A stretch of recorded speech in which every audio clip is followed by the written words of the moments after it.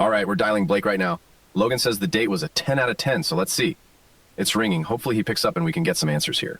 Hello? Hey, is this Blake? Yeah, this is Blake. Who's calling? I'm Marcus, and that's Nina. We're from the morning show. We're doing a second date update. Oh, God, Is this about Logan? It is about Logan. Logan? He emailed us because he really liked you, and now you're ghosting. Look, I don't really want to do this on the radio. It's a lot. Come on, Blake. Have you ever been ghosted? It's a terrible feeling, right? I mean, yeah, but This wasn't just a normal bad date thing. It was weird. Tell us what happened, and I'll find a way to break it to him gently. You owe him that much. I don't think I owe owe him anything after what I sat through for 2 hours. Was he rude to you, Blake? Or was it just a vibe thing? No, he was nice. That's the problem. He was very nice to me. And to the other guy. The other guy. Logan told us It was just the two of you at a steakhouse. Yeah, he conveniently left out the third wheel. The one that sat right between us. Wait, did he... Bring a friend or something? Like a wingman?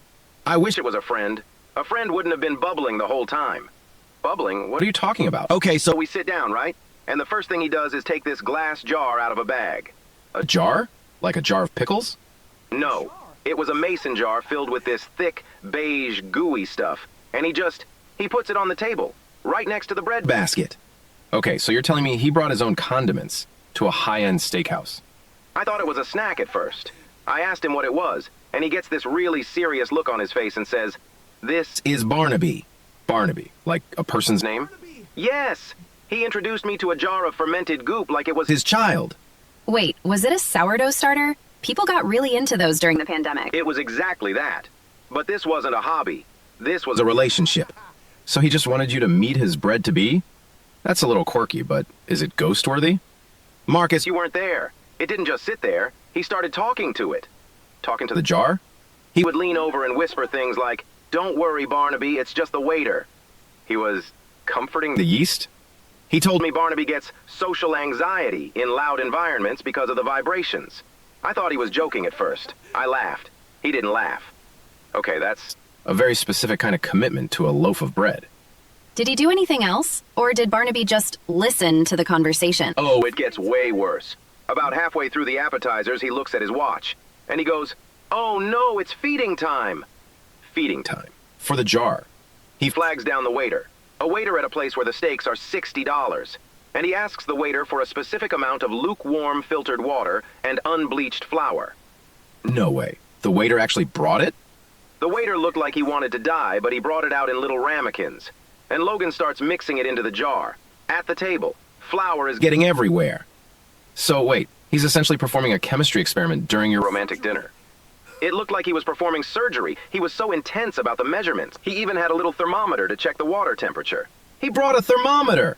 I mean, consistency is key in baking, Blake. You have To respect the process. I don't respect it at all. I'm trying to eat my shrimp cocktail and he's burping A jar. Wait, He burped it? He unscrewed the lid slowly and said, "Can you hear him breathing? He's so happy." Happy right now. That is actually making my skin crawl a little bit. That's a lot. And then he asked me if I wanted to Bond with him. bond with Logan? Or bond with Barnaby. Barnaby! He held the jar out and asked if I wanted to stick my pinky in. In to feel the activity. He wanted you to touch the goop. He said, "He likes you, I can tell by the bubbles." I almost threw up in my napkin. did you touch it? For the sake of the date? Absolutely not. I told him it was weird, and he got really defensive. He said I was being judgmental of his life. Lifestyle and that Barnaby is a living organism. Technically, he's not wrong. Wrong. It is a colony of living organisms. Marcus, it's a jar of bacteria. You don't take bacteria out to dinner. Maybe he just didn't want to leave Leave it it. at home? Like a pet? He told me he couldn't leave him because the temperature in his apartment was unstable. So he carries it in a thermal bag. Everywhere. He took Took it to a movie the night before. He took the bread starter to a movie? Yes! He said the loud bass In the theater makes the yeast extra active. Wow, that is a level of dedication I haven't seen since the pet rock era. It's not dedication, it's a mental breakdown. I can't date a guy Who has a son made of dough. I mean, Logan seemed so normal on the phone. He just said he was passionate about baking. passionate? The man sang a lullaby to the Jar when we were waiting for the check.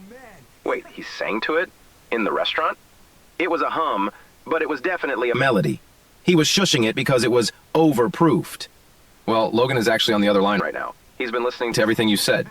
Wait, What? Are you serious? Yeah, Logan, are you there? I can't believe you're calling Barnaby bacteria like he's some kind of disease, Blake. Oh my God. Logan, you've been listening this whole time? I heard every nasty word. You sat there and smiled to my face while judging my family. Your family? Logan, it's a jar of wet flour. It doesn't have feelings. He's 3 years old. I've kept him alive through a move and a power outage. And you have the nerve to act like he's a chemistry experiment? You asked me to stick my finger in it. We were in public, Logan. I was trying to share something sacred with you. Most people would be honored. Logan, buddy, can we just acknowledge that bringing A jar to a steakhouse is a choice? It's a commitment, Marcus. Barnaby is a gold medal winning starter. He has heritage. He has a smell, Logan.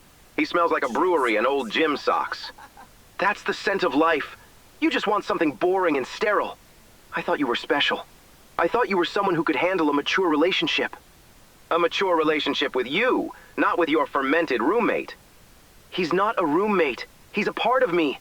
When I bake with him, I'm sharing my soul. You didn't even bake anything. You just fed him on the white tablecloth. Because he was hungry. You wouldn't let a dog starve, would you?